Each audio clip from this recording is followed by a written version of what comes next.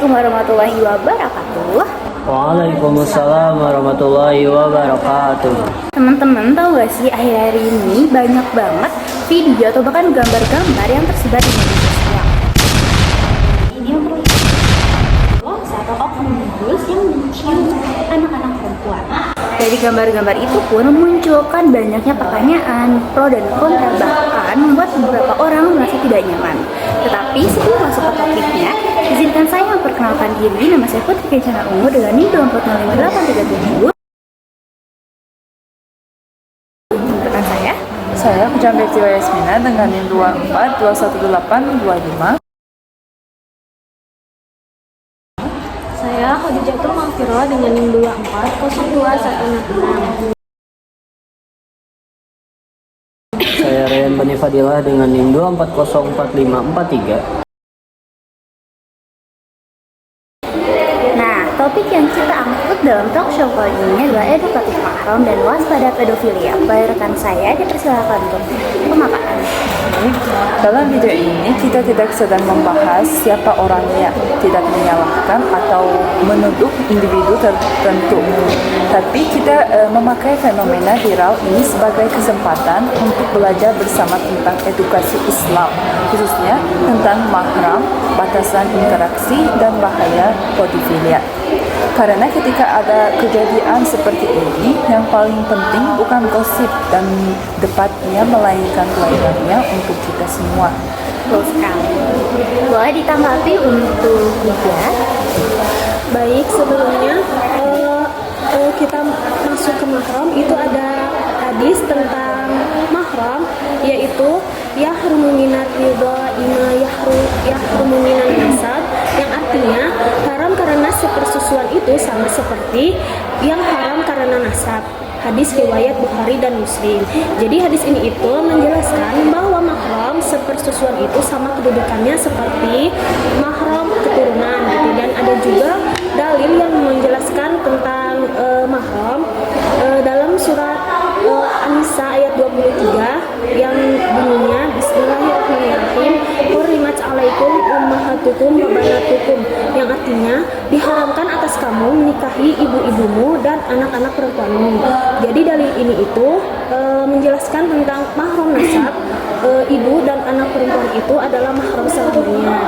Dan juga selanjutnya untuk mahram sendiri itu adalah agama Islam ini adalah agama yang sangat-sangat detail dalam mengatur hubungan antar manusia gitu. Dalam fikih sendiri kita udah mengenal yang namanya mahram dan non mahram. Nah, jadi mahram sendiri ini adalah orang-orang yang tidak boleh dinikahi oleh kita, baik dalam hubungan darah, persusuan atau hubungan pernikahan. Contohnya seperti ibu, nenek, saudara kandung, bibi atau anak perempuan kita sendiri. Nah, jadi dengan mahram ini interaksi akan lebih fleksibel karena memang hubungan ini itu sejak awal sudah dijaga oleh ikatan keluarga yang kuat gitu. Sementara non mahram sendiri ini adalah orang-orang yang boleh dinikahi sehingga interaksi fisik dan kedekatannya ini memiliki batas yang lebih kuat. Nah, Allah itu membuat batasan ini bukan untuk membatasi kebebasan kita, tapi untuk perlindungan, seperti perlindungan dari fitnah, perlindungan dari kesalahpahaman, ataupun perlindungan dari hal-hal buruk sebagian orang yang tidak bertanggung jawab, seperti itu. Betul, bagus sekali ya atas pemaparannya. Sekarang kita meminta tanggapan nih dari Yasmina. Oke, mencium anak kecil secara umum adalah bentuk kasih sayang. Rasulullah SAW sendiri pernah mencium cucu-cucu beliau. Namun ada catatan penting, kasih sayang itu harus dilakukan dengan cara yang wajar, tidak berlebihan, dan aman bagi anak. Para ulama menjelaskan bahwa jika mencium anak dilakukan oleh orang tua atau anggota keluarga dalam lingkup mahram, atau dalam bentuk kasih sayang yang wajar, maka hal itu bukan masalah. Tetapi situasinya menjadi berbeda ketika yang mencium adalah orang luar, bukan mahram, atau ketika bentuk ciumannya terlihat tidak pantas, terlalu dekat, atau membuat anak terlihat tidak nyaman. Dalam kondisi seperti ini, masyarakat wajar mempertanyakan, ini wajar atau tidak? Apalagi jika videonya tersebar tersebar dan cara interaksinya dinilai tidak sesuai adab serta membuka ruang fitnah. Betul sekali ya, menurut pemaparan saya sendiri ya, kita tuh harus sadar bahwa anak-anak adalah makhluk yang sangat polos dan mulia. Mereka tidak tahu nih mana yang boleh ataupun yang tidak. Karena itu Islam memerintahkan orang dewasa untuk menjaga adabnya, menjaga diri dan menghindari tindakan yang berpotensi disalahartikan.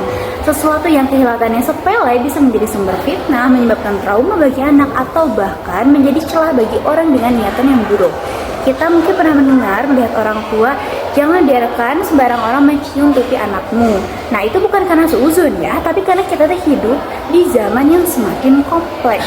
Bahaya pedofilia yang mungkin itu tuh menjadi bahaya yang sangat aware untuk anak-anak zaman sekarang. Maka dari itu saya ingin Royan menambahkan dalil ataupun pendapat terhadap Kalau untuk kasus saya terhadap sendiri ya, jelas ya banyak ya hadisnya seperti di Rawi Tirmizi ini, yaitu Al-Surah Aqra ibnu Jabis Nabi Sallallahu Alaihi Wasallam bahwa dan Nabi untuk yuqbil mencium siapa Nabi Al-Hasan pada Hasan, dan ini adalah cucunya Nabi gitu.